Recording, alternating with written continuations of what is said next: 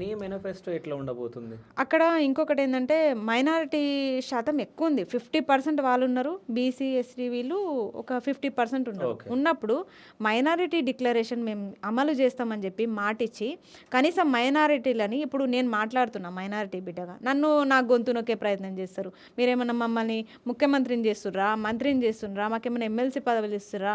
అసలు మైనారిటీలకు ఎక్కడ స్థానమే లేకుండా చేస్తున్నారు.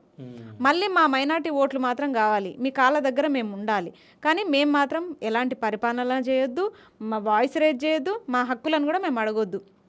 కాబట్టే మైనారిటీ డిక్లరేషన్ ఏమైంది, కనీసం ఇప్పుడు అక్కడ ఒక వక్ఫ్ బోర్డు వల్ల మనకి మనిషి చనిపోతే ఖబ్రస్థాన్ అని ఉంటుంది, సమాధి చేసే స్థలం. Yes, okay. మా దాంట్లో ఖబ్రస్థాన్ అంటారు. ఆ ఖబ్రస్థాన్కి కేటాయించిన భూమిని కూడా వీళ్ళు వక్ఫ్ బోర్డు కింద తీసుకున్నారు. మళ్ళీ ఈ ఎలక్షన్ తర్వాత మీకు కేటాయిస్తామన్నారు. అంటే ఈ ఎలక్షన్ లోపు ఎవరన్నా చనిపోతే, ఎవరన్నా పెద్ద మనుషులు ఏదన్నా అయి చనిపోతే ఎక్కడ పూడుస్తారు? మరి రేవంత్ రెడ్డి ఇంటి ముందు పూడుస్తారా? ఎక్కడ పూడ్చాలి?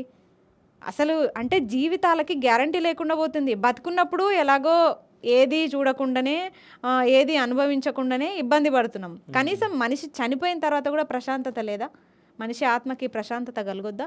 వాళ్ళ ఇంట్లో వాళ్ళకు కూడా మనిషి చనిపోయినన్న బాధ కంటే మనిషిని ఎక్కడ పూడ్చాలన్న బాధ ఎక్కువైపోయింది. కాదు, అంటే 50% ఉన్న జనాభా ముస్లిం జనాభాకే శ్మశాన వాటిక లేదంటే సో వాళ్ళు ఎవరికి చెప్పుకోవాలి మరి? అదే కదా, అందుకే ముస్లిమ్స్ కూడా బాగా అగెన్స్ట్గానే ఉన్నారు కాంగ్రెస్ పార్టీకి, చాలా అగెన్స్ట్గానే ఉన్నారు. మాకు ఎలాంటి హక్కులు మాకు ఇవ్వట్లేదు, మాకు కేటాయించిన భూమి మాకు ఇవ్వట్లేదు అని చెప్పేసి వాళ్ళు కూడా ఆగ్రహంగానే ఉన్నారు పార్టీ పైన. అదొక సమస్య బాగా ఉంది. అది నాకు చాలా బాధ అనిపించింది. నాకు తెలుసు ఆ సిచ్యువేషన్ ఎట్లుంటుందో. కనీసం తర్వాత వెళ్ళి వాళ్ళ సమాధుల దగ్గరికి వెళ్ళి కనీసం వాళ్ళు ఇంట్లో వాళ్ళు వెళ్ళి చూసుకోవాల్సిన పరిస్థితి కూడా లేకుండా వాళ్ళకి ఏంది కర్మ అది.